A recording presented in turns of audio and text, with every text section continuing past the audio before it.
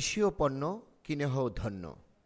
দেশীয় পণ্য কিনতে দেশবাসীর প্রতি আহ্বান জানিয়েছেন বিএনপির সিনিয়র যুগ্ম মহাসচিব রুহুল কবির রিজভী।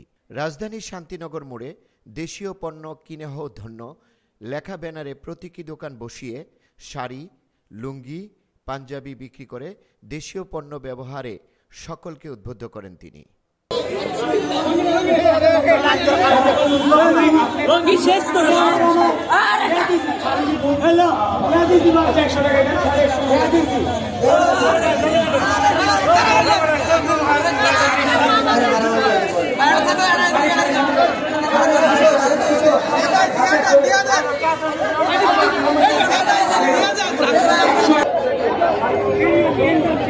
কত করে বেচতেছে লুঙ্গি? 100 লুঙ্গি আর শাড়ি হলে 200, পাঞ্জাবি 200, পাঞ্জাবি 200, আর শাড়ি 200, লুঙ্গি 100। আপনি কি কিনেছেন?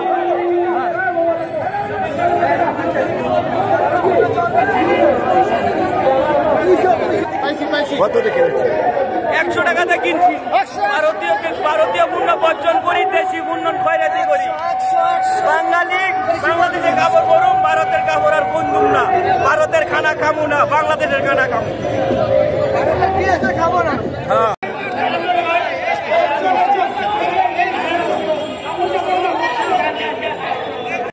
রফিকুল ইসলাম কোচি, আজকের সংবাদ।